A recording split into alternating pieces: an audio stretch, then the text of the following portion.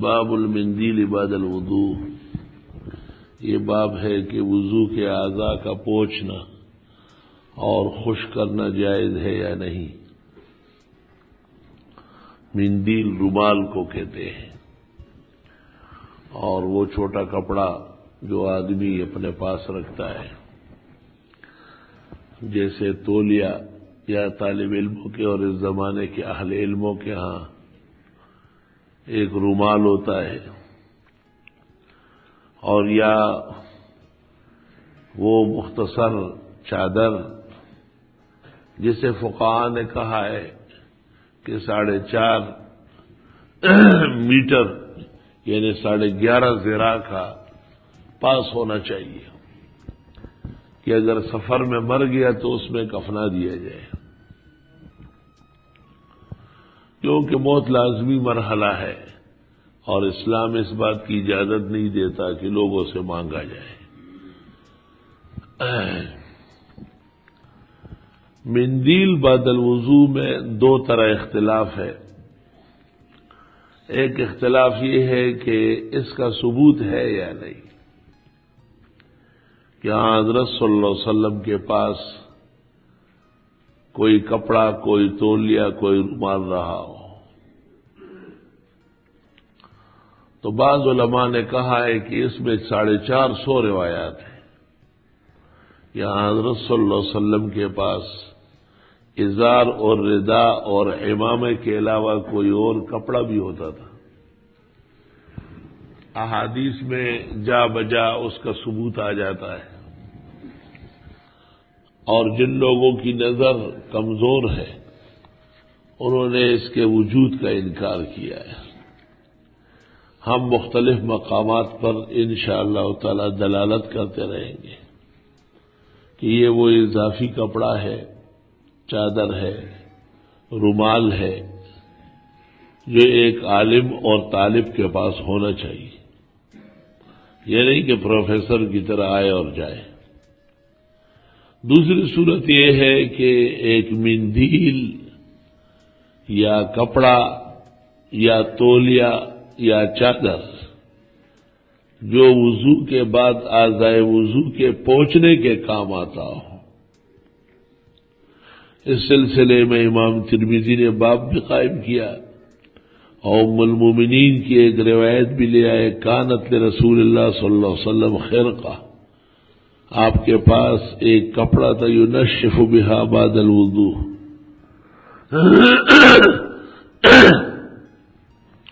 جس سے آپ وضو کے بعد اعضاء پوچھتے تھے۔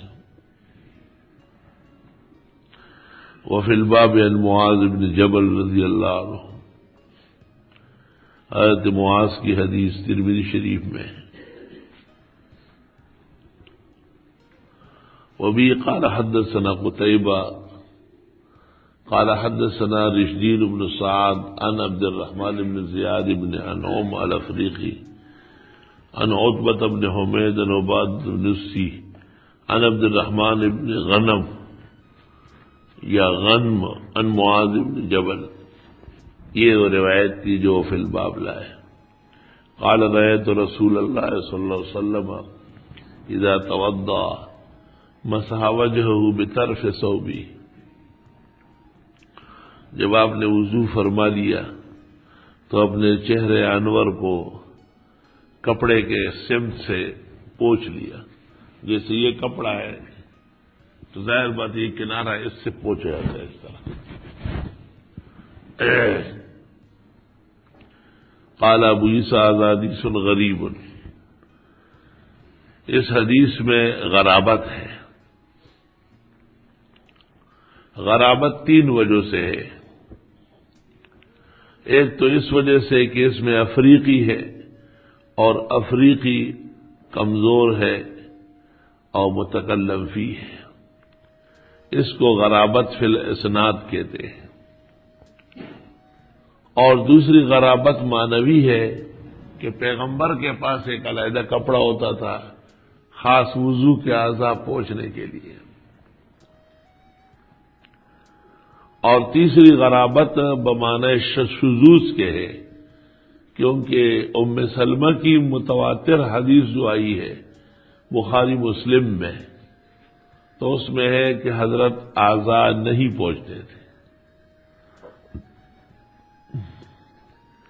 یہ غرابت تینوں طرح ہو سکتی ہے۔ امام ترمذی نے کہا اسناد ضعیف، گویا کہ یہ غرابت اسنادی بیان کرنا چاہتے ہیں۔ ورشدین بن سعد و عبد الرحمن بن زیاد بن انعم الافریقی یضعفان فی الحدیث۔ رشدین اور انعم افریقی یعنی عبد الرحمن بن زیاد بن انعم افریقی، یہ دونوں ضعیف ہے۔ افریقہ کی تاریخ میں کوئی عالم پیدا نہیں ہوا،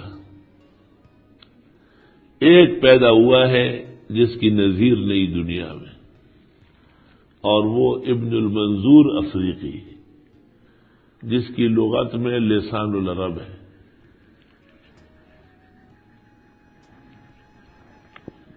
16 جلدوں میں لسان العرب ہے۔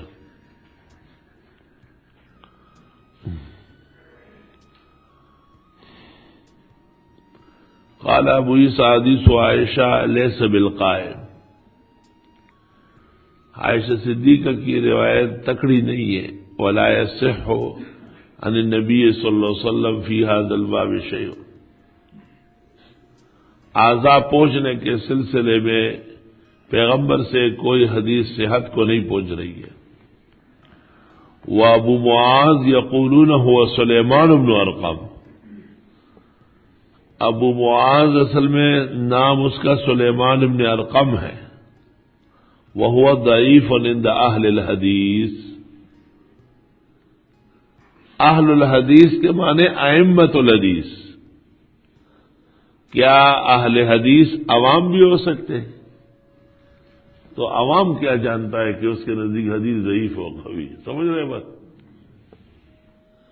تو جو میں اکثر کہتا ہوں کہ اہل الحدیث ہم ائمۃ الحدیث، ترمذی شریف کی یہ جگہ بھی آپ پیش کریں کہ اہل حدیث سے مراد حدیث کے ماہرین اور جہابذہ ہے، نہ کہ عام عوام اور رعایا ہے۔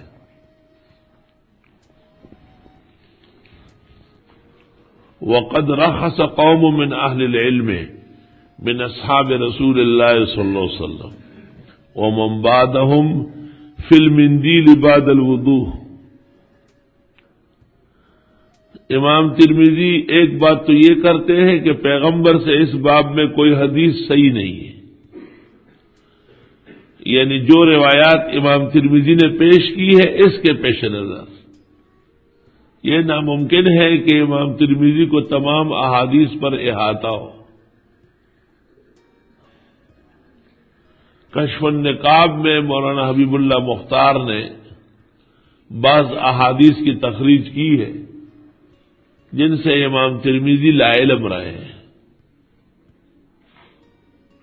اور تعجب کیا گیا ہے کہ ایسے دعویٰ کر لیتے والحق و خلاف ذالک۔ میں نے اپنے استاد حضرت اقدس مولانا مفتی ولی احسن رحمت اللہ علیہ سے اس جگہ ترمذی پڑھتے ہوئے پوچھا تھا یہ مقام کہ امام ترمذی نے احادیث کی تو صحت کا انکار کیا، اور پھر فرماتے ہیں وقد رخص قوم من اہل العلم من اصحاب رسول اللہ صلی اللہ علیہ وسلم ومن بعدهم، کہ پیغمبر کے اصحاب اور وہ بھی اہل علم نے اور ان کے بعد آنے والے تابعین و اتباع و مجتہدین نے مندیل بعد الوضو کی اجازت دی ہے، تو وہ کس دلیل سے دی؟ حضرت صاحب نے کہا کہ ان کے ہاں اس کا اصل موجود تھا۔ یہ مختصر جواب ہے۔ اس کی دو وجہ ہو سکتی ہے۔ ایک وجہ یہ کہ امام ترمذی رحمت اللہ علیہ کے پاس مندیل بعد الوضو کی جو اسانید آئی ہیں ان کے پیش نظر کہتے ہیں ولا يصح عن النبی صلی اللہ علیہ وسلم فی هذا الباب شیء،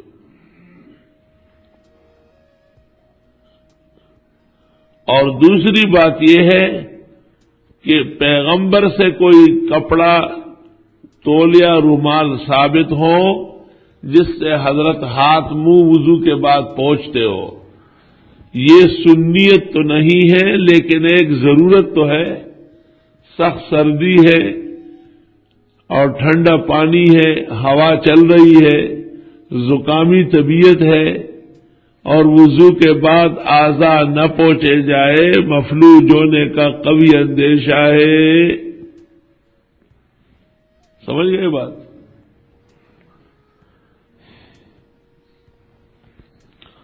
اگر کہا جائے کہ اقویاء کا طریقہ وضو کے بعد اعضاء نہ پہنچنا ہے کیونکہ وضو کے بعد کا پانی اعضاء پر پڑا رہے اور خود ٹپ کے سوکھے، تو اس سے نور فی الوضو، نور فی الصلاۃ اور ثقل فی المیزان پیدا ہوتا ہے، اور اعضاء وضو کو سکھانا، خشک کرنا، پوچھنا یہ ایک بشری کمزوری یا بیماری جس کے بغیر ایک آدمی نہ چل سکتا ہے نہ عبادت کر سکتا ہے. بعض لوگ کے طباعی اس قدر لطیف و نازک ہوتی ہے. تو الضروریات تبیح المحظورات، اس قسم کے ضروریات کے پیش نظر تو ناجائز کام میں بھی گنجائش و رخصت آ جاتی ہے. تو گویا سنت نہ پہنچنا ہے اور پہنچنا ایک ضرورت ہے. ضروریات کے لیے دلائل اور روایات نہیں ہوتی، اس کے لیے حدیثی اور فقہی درایت کافی ہے.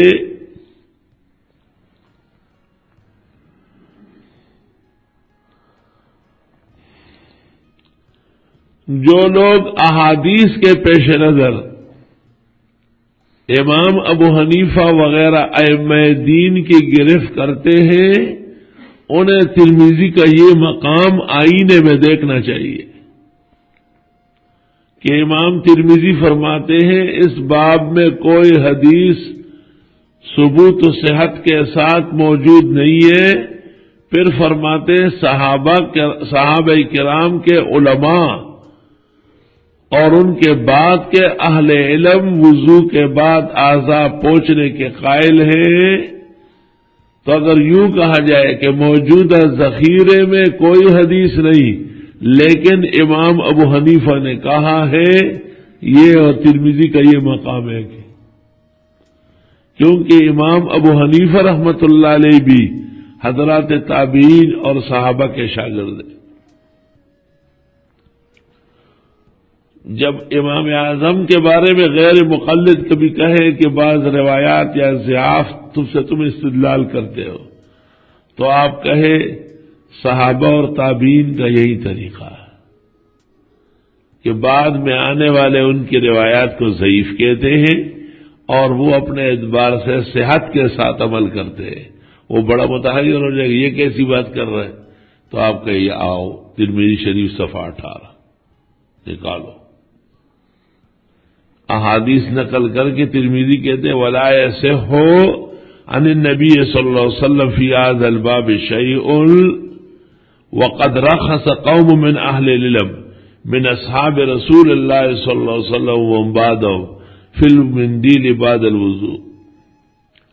ومن کرہ، اور جس نے اس کو نامناسب کہا، انما کرہ من قبل انه قیل، انہوں نے اس وجہ سے اس کو مکروہ کہا ہے کہ کہا گیا ان الوضوء یؤذن، وضو کا پانی تلے گا، وضو بفتح الواو ماء یتوضأ به.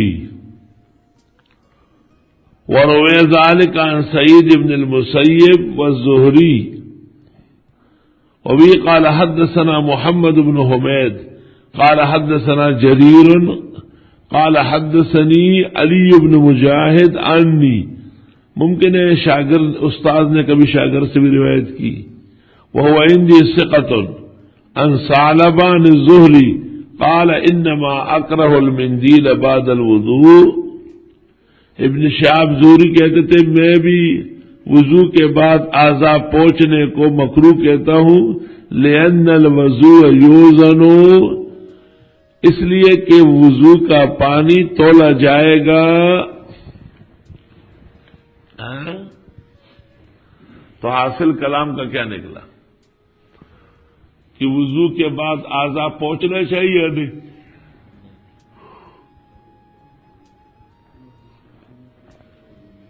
جی، یعنی اصل تو نہ پہنچنا ہے، اور اسی سے وضو کا نور بڑھتا ہے، ثقل فی المیزان پیدا ہوگا. اور اگر طبیعت کمزور ہے، سردی لگ رہی ہے یا ٹھنڈی ہوائیں چل رہی ہے، تو ایسی صورت میں پوچھنا جائز ہے. یہ بات تو ختم ہو گئی. اب سوال یہ ہے کہ جو پانی وضو میں استعمال ہو جائے وہ مائع مستعمل ہے یا نہیں؟ ایک دفعہ جب ایک پانی سے استعمال ہو جائے تو مائع مستعمل اگر جسم سے ٹپک رہا ہو اور آپ مسجد جا رہے ہو تو یہ بات اچھی ہے یا بری ہے؟ مائع مستعمل میں دو تعریفیں ہیں نا. ایک تو یہ کہ اعضاء سے علیحدہ ہو تو یہ مستعمل ہے، اور یہ بات صحیح ہے.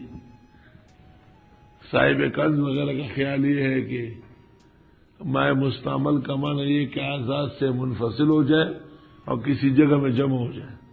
یہ فضول بات ہے. جمع ہونے سے کیا کام ہے آپ کا؟ جمع ہونے سے تو مستعمل نہیں بنتا، بلکہ استعمال کرنے سے بنتا ہے. تو استعمال تو ہو گیا نا. میری بات سن لیں. ایک آدمی اوپر بیٹھا ہوا ہے، وضو کر رہا ہے، اور اس کے اعضاء سے پانی نیچے آ رہا ہے، تو آپ اسے استعمال کر سکتے وضو کے لیے؟ ظاہر بات ہے مائع مستعمل ہے وہ. یہ نہایت کمزور اور سقیم بات کہی گئی فقہ میں کہ مقر میں رک جائے. بھئی اس سے کیا کام ہے آپ کا؟ مقر میں رک جائے یا رک نہ جائے. یوں کہو کہ الماء اذا انفصل عن اعضاء المتوضی صار مستعملا.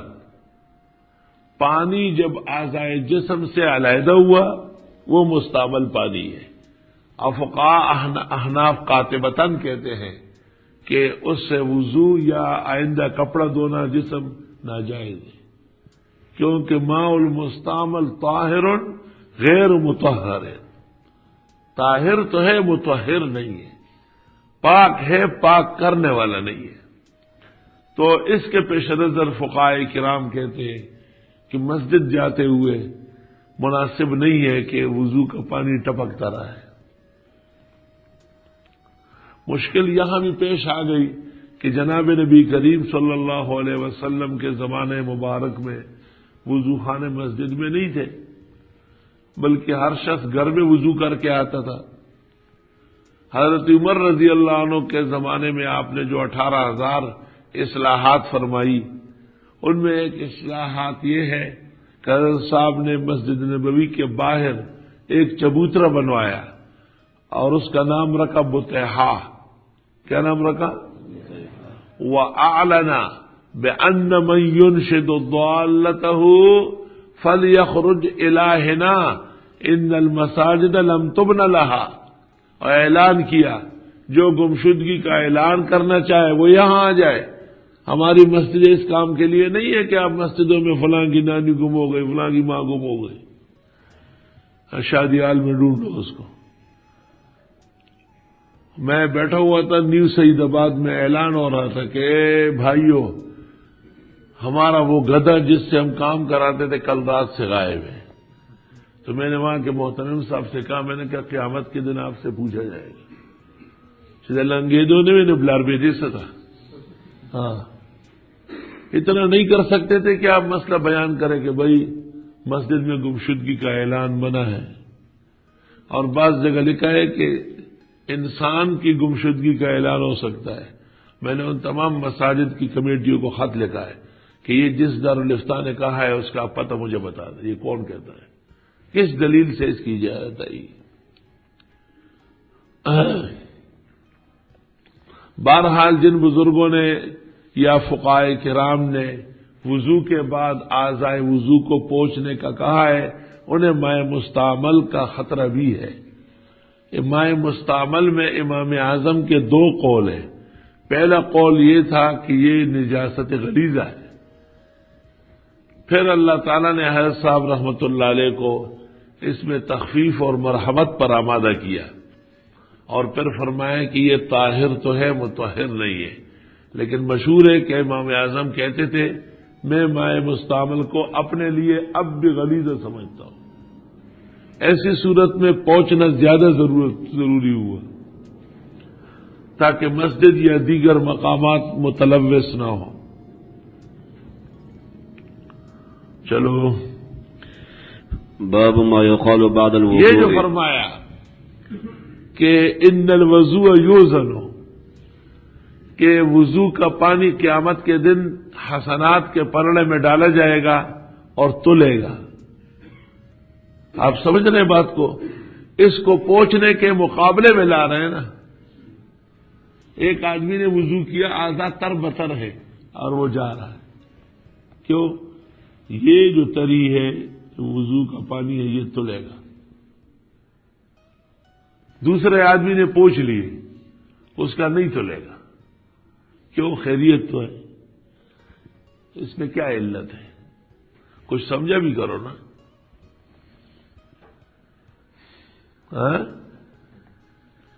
اس کی مثال ایسی ہے جیسے حدیث میں ہے، بندہ جب کہے الحمدللہ رب العالمین تو اللہ تعالیٰ فرماتے ہیں حمدنی عبدی.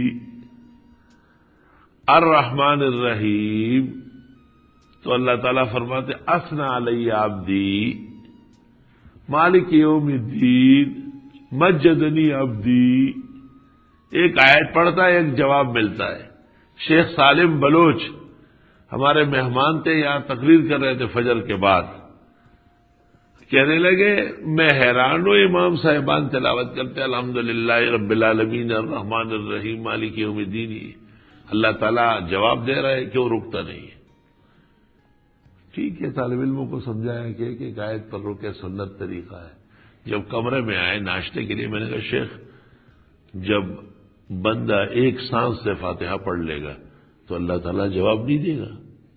کیوں؟ بندہ نکل جاتے ہیں، اللہ پیچھے رہ جاتے ہیں کیا؟ میں نے کہا یہ تو حشویہ کا مذہب ہے، اہل سنت کا مذہب تو یہ نہیں ہے. کوئی ایک سانس سے پڑھے یا ایک سانس سے سورہ فیل ملا کے بھی پڑھ لے، ہر دونوں صورتوں میں اللہ جواب دینے پر قادر ہے. تو آگے اس کا علم نہیں تھا. علم یہ ہے کہ سنت کے اتباع پر اجر ہوتا ہے. کس چیز پر؟ ہاں، یہ جو وضو کا پانی کا نہ پہنچے، جب ان کو ہاں یہ مسلم ہوا کہ اس میں کوئی روایت یا حدیث صحت کو نہیں پہنچ رہی ہے، تو کہا ہے کہ اس وضو کے پانی کو تو حسنات کے پلڑے میں شامل کیا جائے گا، آپ کیوں ہٹا رہے ہیں؟ اسے رہنے دیں. دوسری بات یہ ہے کہ جو چیز اعمال خیر کا سبب بنتی ہے اس کا قیام باعث بقا اور اجر ہے. یعنی یہ مغلظ نہیں ہے بلکہ مقدس ہے، یہ کہنا چاہتے ہیں. اگر یوں کہا جائے کہ ہمارا وہ مشہور مسلک کہ ماء مستعمل غلیظہ ہے یا خفیفہ ہے، اگر اس کا رد کرنا مقصود ہو تو بھی اس سے ہوگا.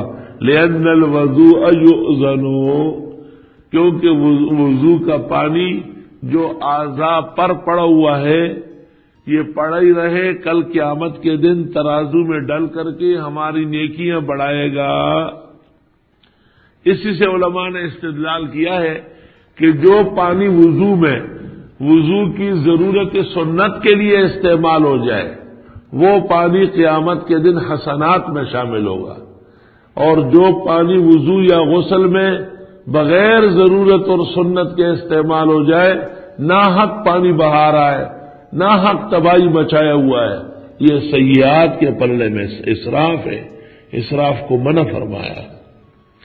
اس سے یہ مسئلہ معلوم ہوا کہ دائیں ہاتھ سے کوئی چیز دینا یا لینا ثواب نہیں ہوگا بائیں ہاتھ سے.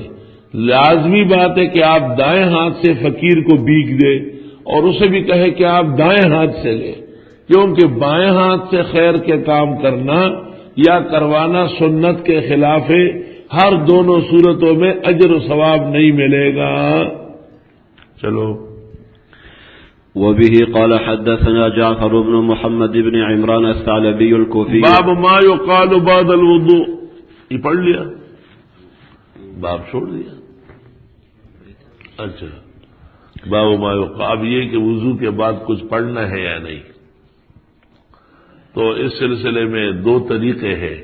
ایک تو یہ کہ ہر عضو کے ساتھ پڑھا جائے، جیسے ہاتھ دھوتے ہیں بسم اللہ الرحمن الرحیم یا بسم اللہ العظیم والحمد للہ علی دین الاسلام، اور پھر منہ میں پانی ڈالتے ہیں تو پھر کہتے ہیں اللہم ارزقنی ذائقۃ الجنہ، اور ناک دھوتے ہیں تو کہتے ہیں اللہم لا ترحنی رائحۃ السوء یا رائحۃ النار، اور چہرہ دھوتے ہیں تو کہتے ہیں اللہم بیض وجہی یوم تسود الوجوہ، اور جب دائیں ہاتھ دھوتے ہیں تو کہتے ہیں اللہم آتنی کتابی بیمینی، اور جب بائیں ہاتھ دھوتے ہیں تو کہتے ہیں اللہم لا توتنی کتابی بشمالی. جب سر کا مسح کرتے ہیں تو کہتے ہیں اللہم اجعل راسی فوق الرؤوس یوم القیامہ، اور جب دائیں پیر دھوتے ہیں تو آمنت سورہ قدر پڑھتے ہیں، اور جب بائیں پیر دھوتے ہیں تو ایمان مجمل و مفصل پڑھتے ہیں. یہ فتاوی ہندیہ میں وضو کے اندر 500 فقہاء کرام نے لکھا ہے، اور بیشتر فقہا یا محدثین کے ہاں یہ معروف ہے. البتہ ابن حجر کے استاد حسین عراقی نے احیاء علوم الدین غزالی کی شرح لکھی ہے، تخریج کی ہے. کیا کیا ہے؟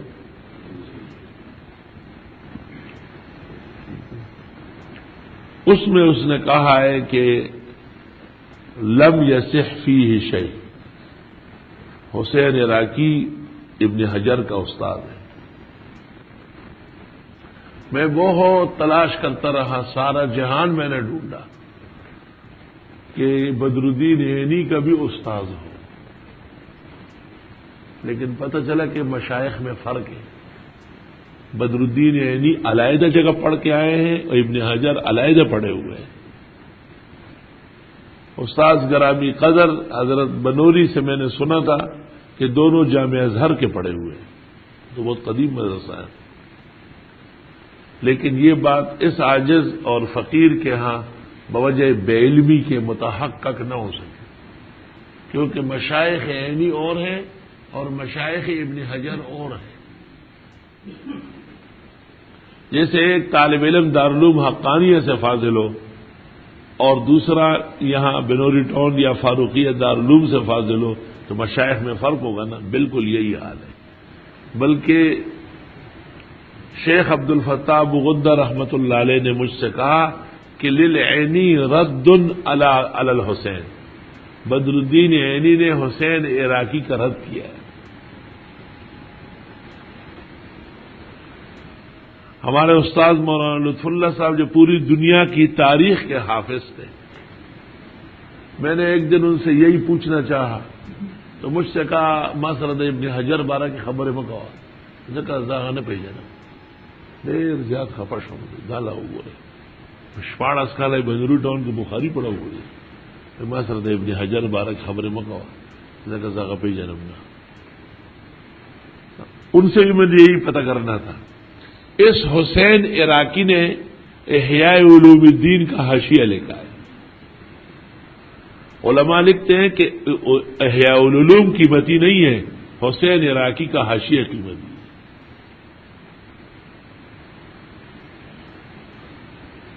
اللہ تعالی جزائے خیر دے علامہ شیخ زبیدی بلگرامی کو. زبیدی بلگرامی نے اتحاف سعادت المتقین بشرح احیاء علوم الدین 10 جلدوں میں لکھی ہے. اللہ تعالیٰ وہ دن نہ لائے کہ ایک طالب علم دور حدیث چھوڑ کر کے جائے کہ بھئی میں نہیں پڑھ سکتا، مجھے دورہ نہیں کرنا ہے. تو شریف طلباء، خاندانی طلباء جو بدذات و بدنسل نہ ہوں، وہ اس میں بھی استاد سے اجازت لیتے. تو استاد کا کیا کام ہے پتہ ہے؟ استاد سمجھ گیا کہ یہ مدرسوں میں رہ نہیں سکتا، تو ایسے موقع پہ استاد جب واقعی استاد ہو تو وہ ایک کتاب کا نام بتائے گا کہ چلو ٹھیک ہے دورہ نہ صحیح، آپ فلاں کتاب دے کے اس کتاب کا نام اتحاف و سعادت المتقین ہے. یاد رکھنے، پورے سال میں یہ بات آئندہ کبھی نہیں ہوگی. پہلے میں نے کہا کہ اللہ ہمارے طلباء نسل و نسب کو وہ دن نہ لائے کہ وہ احادیث کی تکمیل چھوڑ کے چلے جائیں. لیکن زندگی ہے، آفات ہے، تکالیف ہے، پریشانیاں ہیں. اللہ اکبر. تو یہ کتاب اتحاف و سعادت المتقین بشرح احیاء علوم الدین زبیدی بلگرامی کی، اس کو لوگ زبیدی مرتضی حسین کہتے ہیں. زبیدی مرتضی حسین یہ یمن میں مرے ہیں، وہی شادی ہوئی ہے، علماء عرب بے خبر ہے. یہ ہندوستان بلگرام کا رہنے والا ہے. اس دن بتایا نہیں طاہر پٹنی اور علی متقی کے شاگرد ہیں، شاہ ولی اللہ کے اساتذہ الاساتذہ ہے، کٹر ہندی عالم ہے. لیکن اللہ تعالیٰ نے علمی ملکات ایسے نصیب فرمائے. اس کتاب میں انہوں نے حسین عراقی کا رد کیا، اتحاف و سعادت المتقین بشرح احیاء علوم الدین.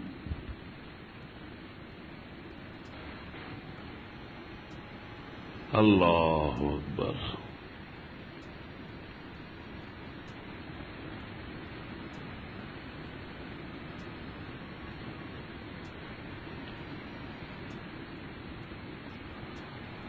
جو مقام اللہ تعالیٰ نے ہمارے بعض مالدار دوستوں کو دیا ہے، اگر وہ درجہ میرا ہوا اس سال تو میں دور حدیث کے تمام طلباء کو دستار بندی کے دن اتحاف پیش کر دوں. ایسے تو چاہیے بالکل. یہ کیا چیز ہے؟ طالب علم کے سامنے میرے نزدیک ایک بال کے برابر ہے. دیکھ لوگ جو ہے نا الطاف حسین سے تنگ ہیں، ایک تو نہیں کئی ہے نا. ہنگامہ ایسا لگتا ہے کہ یہ توسین کی لڑائیوں کے لیے ہوگی. چکم جنگ کئی پیشوں کا اڑائل توڑ دی.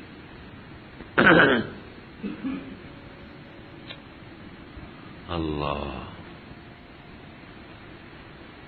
تو اصل بات یہاں سے چلی کہ حسین عراقی نے کہا ہے کہ یہ احادیث اوراد و وظائف جو وضو میں پڑھے جاتے ہیں یہ سب کمزور اور ضعیف ہے. ہمارے بزرگ مخدوم حضرت مولانا محمد یوسف صاحب لدھیانوی نور اللہ مرقدہ نے سوال کے جواب میں جنگ میں لکھا، میں نے مولانا کو خط لکھا کہ آپ کو کیا ضرورت ہے حسین عراقی سے ڈرنے کی، آپ کو زبیدی بلگرامی سے کام لینا ہے. جب میں گیا اٹھے بڑا خوشی سے مجھے ملے، کہا ماشاءاللہ، دل خوش ہوا. اچھا زبیدی بلگرامی نے رد کیا حسین؟ میں نے کہا بالکل برملا رد کیا ہے، اور ایک نہیں 28 دلائل سے اس کا رد کیا ہے، اور ثابت کیا ہے کہ تعاملاً ثابت ہے یہ اوراد وظائف. اور یہ اوراد وظائف کرتے ہوئے یہ نیت نہ ہو کہ یہ سنت ہے. جب تک نسبت پیغمبر کی طرف صحیح نہ ہو ہم کیوں نسبت کریں گے؟ لیکن دعا اور مختلف اوراد مبارکہ فی الوضو قاطبتاً محدثین و فقہاء نے اجازت دی. وہ مبحث اور ہے. یہ مبحث یہ ہے کہ ما یقال بعد الوضو، وضو کے بعد کیا پڑھا جائے وضو سے فارغ ہو کے. تو کہتے ہیں کہ اس میں 4 روایت آئی ہے، 3 مرفوع ہے اور 1 موقوف ہے. مرفوع کا مطلب یہ کہ رسول اللہ صلی اللہ علیہ وسلم نے فرمایا ہے، اور موقوف کا مطلب یہ کہ صحابی کا عمل ہے. آپ کے پاس جو عرف شذی ہے، غلطی سے مولانا محمد چراغ صاحب نے لکھا ہے وہ ہوا موقوف علی عمر بن الخطاب. تو یہ ٹھیک نہیں ہے، بلکہ وہ ہوا موقوف علی ابی سعید الخدری. وہ اس طریقے سے ہے. پہلے یہ کہ بسم اللہ والحمد للہ، یہ تو ابتدائی وضو میں ہو گیا. اور دوسرا یہ کہ وضو سے فارغ ہو کے پڑھا جائے اللہم اجعلنی من التوابین واجعلنی من المتطہرین. تیسرا یہ کہ دعا یوں پڑھ لیں اللہم اغفر لی ذنبی ووسع لی فی داری وبارک لی فی رزقی. خدائے میرے گناہ معاف فرما، میرا گھر وسیع فرما، اور میری رزق میں برکت عطا فرما. رزق بڑھانا نہیں ہے، رزق بابرکت کرنا ہے. بڑھنے کا مطلب یہ کمرہ بھرا ہوگا آپ نہیں کھا سکیں گے. بڑھنے کا مطلب یہ کہ بینک بھرا ہوا دین کا کام کچھ بھی نہیں ہوگا. اور بابرکت کا مطلب یہ کہ اٹھنی ہو لیکن 5 روپے کا کام کرے. سبحان اللہ. ایک اٹھنی ہو لیکن کام 10 روپے کا دکھا دے. امام ابو یوسف فرماتے تھے یہ مت کہو اللہم آتنی مالا، یوں کہو اللہم بارک لی فی مالی. خدایا جو مال آپ دیتے ہیں برکت و خوشیوں کے ساتھ عطا فرما. یہ نہیں کہ اپنے ساتھ بلا و آفات لے آئے. اور چوتھے طریق میں ہے جو ابو سعید کا ہے سبحانک اللہم و بحمدک لا الہ الا انت وحدک لا شریک لک استغفرک واتوب الیک.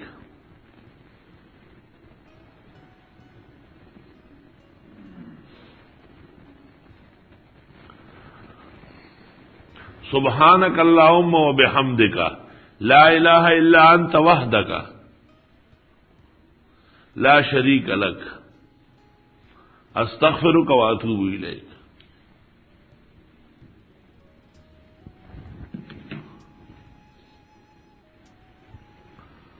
باب ما يقال بعد الوضوء، کتاب کو دیکھو. وبی قال حدثنا جعفر بن محمد بن بقیہ کلمات ہوں گے. قال محمد ابو ادریس لم يسمع من عمر شیئا.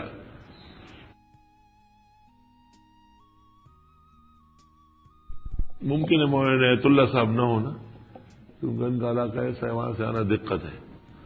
تو ہم پھر 12 بجے کیا کہتے ہیں 11:30 بجے سے پڑھ لیں گے. مولانا یاسین صاحب جب نکل جاتے ہیں وہی بیمار ہے. آج یوم عاشورہ کی نسبت واقع کربلا کے پس منظر اسباب و علل مضمرات پر تھوڑی روشنی ڈالی جائے. یہ کوئی شیعہ ہے ہوا ہے، اس کو اہل سنت کا یہ قاعدہ معلوم نہیں ہے کہ احوال شہداء عاشورہ محرم میں بدعات میں سے منع ہے.